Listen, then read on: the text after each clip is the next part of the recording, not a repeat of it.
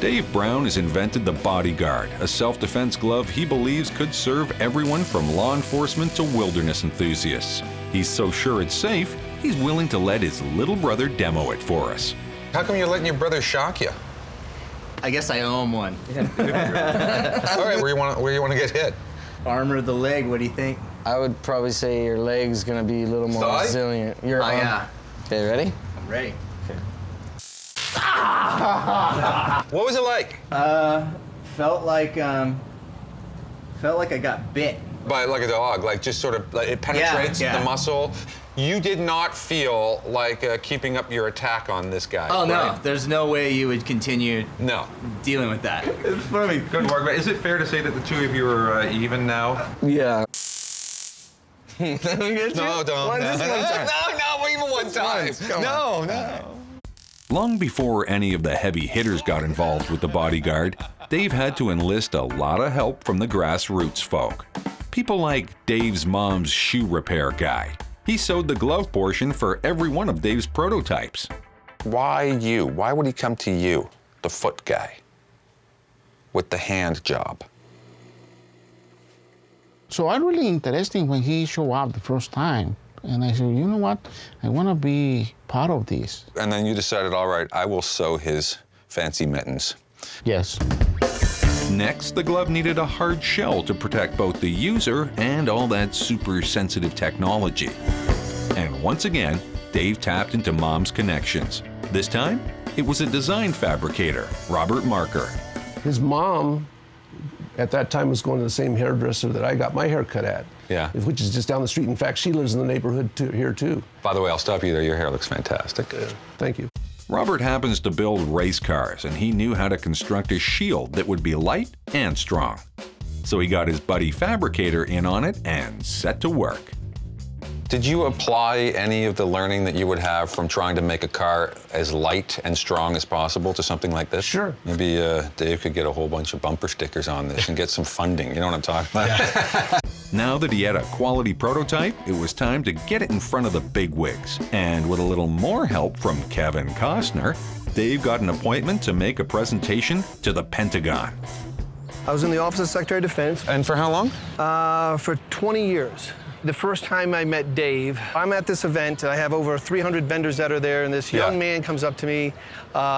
He's got all this energy. It's almost like a puppy, where you just He's instantly- infectious, right? His enthusiasm and his charisma, right? That is spot on. I don't think David truly realized the potential or the possibilities of this type of piece of technology or device. And I think even now, as we start providing prototypes into the user's hands, we're finding more and more applications. Right. There's going to be civil applications, there's going to be law enforcement applications, first responders, and there's also going to be military. In fact, Dave found a big booster in John Bonnell, a TV personality and former sheriff. I have a big thing for innovation. Yeah. The next thing I know, I'm having lunch with him, and he's showing me a clay model of some futuristic device. The one in the box? The one in the box. Made of plasticine? And I said, where did this guy come from? I was really struck by his enthusiasm and his desire to save lives and prevent injuries. Yeah. And I became a fan.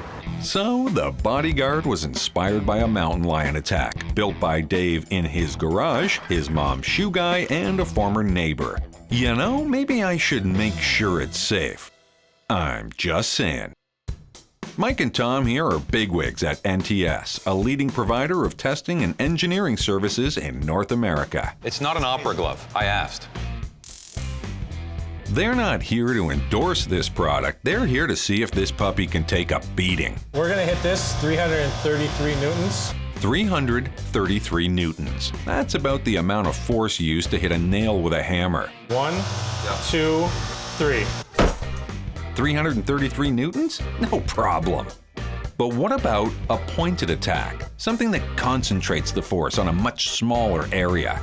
Here we go with 2.3 kilograms of weight. Okay, on the count of 3. 1, 2, 3. Oh. And again, we got a scuff, no crack. But can Dave's invention survive the biggest punch this test can produce? A 9.1 kilogram weight? 1, 2, 3. Ooh. Oh, guess what? Here's what we've achieved. You went through that thing like a hot knife through butter. Can we try the bulletproof material with this drop and see what happens? You want to drop it on your, but what if we break the bulletproof one? I don't think it will. Carbon fiber ultimately failed, but Dave is working with a new material. It isn't ready to be put on the Bodyguard just yet, but he's willing to subject it to this test. What material is it? I can't tell you what it's called or who makes to kill me? Yeah, pretty much. Yeah. Are you sure you want to do this kind of testing? Sure. Absolutely. Okay. Well, then I'll leave it definitely up to you. 1, 2, 3. Ooh. Didn't even do anything. That is truly barely a scratch. And now for an electrical emission test. We need to know whether the stunner's electrical signal interferes with other electrical devices, like, say, pacemakers. As long as they're not within 2 inches or 4 inches from you, everyone should be perfect. With our NTS adventure behind us, Dave feels the Bodyguard is ready for some real-life testing, and I am going to make that happen. Sound might be a good deterrent for a bear.